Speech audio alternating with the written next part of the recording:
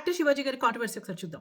So, ఈ statement pass చేశాక శివాజీ గారు తన అపాలజీ స్టేట్‌మెంట్ కూడా పాస్ చేశారు. నేను 2 పదాలు వాడాను. అవి వాడుండకుండా ఉండాల్సింది అని. So, opinions and suggestions anybody can give. These would be unsolicited advices or suggestions which are not necessary. And అలానే ఒపీనియన్స్ కూడా మీరు ఒక్కసారి ఒపీనియన్ చెప్పాక దాన్ని యాక్సెప్ట్ చేయొచ్చు, రిజెక్ట్ చేయొచ్చు ఎవరైనాను. ఇలానే కాంట్రవర్సీస్ కూడా క్రియేట్ అవుతాయి. సెకండ్, ఆయన చెప్పిందేంటి? బట్టలు సరిగ్గా వేసుకోండి. లేదంటే మీకే పబ్లిక్‌లో ప్రాబ్లమ్ అవుతుంది అని. Which is partially true. ఎందుకంటే మనం రీసెంట్‌గా గూడా ఒక హీరోయిన్ ఇట్లానే కష్టపడడం చూసాము. అండ్ ఇది నాట్ ఫస్ట్ టైమ్ ఈ థింగ్స్ అవుతూనే ఉంటాయి. But what we need to understand is ఈ ప్రాబ్లమ్స్ క్రియేట్ చేసేదెవరు? మగవాళ్ళే. ఇలా హీరోయిన్ చుట్టూతో వచ్చిందెవరు? మగవాళ్ళే. సో, ఆ మైండ్‌సెట్ ఎవరిలో ఉంది? మగవాళ్ళలోనే ఉంది. Yes, modest dressing is always welcome and well respected. But again independency and one's own choice. ఇది కూడా ఒక డిబేటబుల్ టాపికే. Women are free to wear whatever they want. మళ్ళీ ఇక్కడ కూడా మళ్ళీ మగవాళ్ళే వచ్చి అంటారు. అంటే చూపించుకోవచ్చా? బాడీ చూపించొచ్చా అని.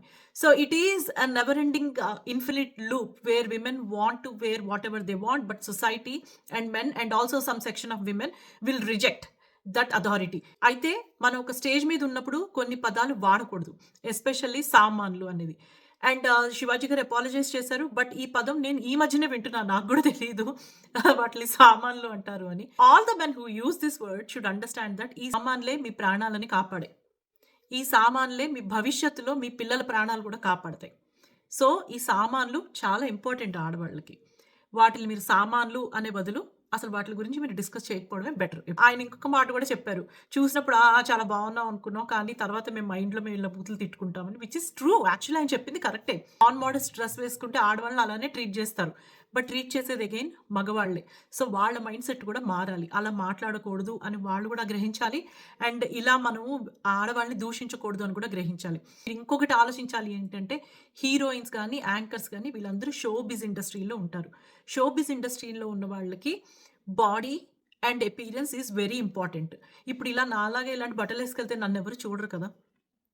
సో, అందుకే వాళ్ళు గూడా వాళ్ళ అకేషన్‌కి తగ్గట్టు లేదా వాళ్ళకి చెప్పిన బట్టలే వేసుకొని వాళ్ళు వెళ్తారు. ఎందుకు అంటే అగైన్ చూసేది గూడా మగవాళ్ళే.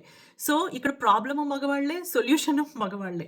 అందుకని మీరే ఒకసారి ప్రాబ్లీ కూర్చొని డిస్కస్ జేసుకోవాలి.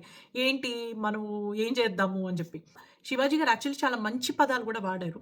ఆయన స్త్రీని ఎలా గౌరవించాలి అండ్ ఆ స్త్రీమూర్తి అంటే ఎవరు? తల్లిలా మేము చూసుకుంటాము అని. Which is also true.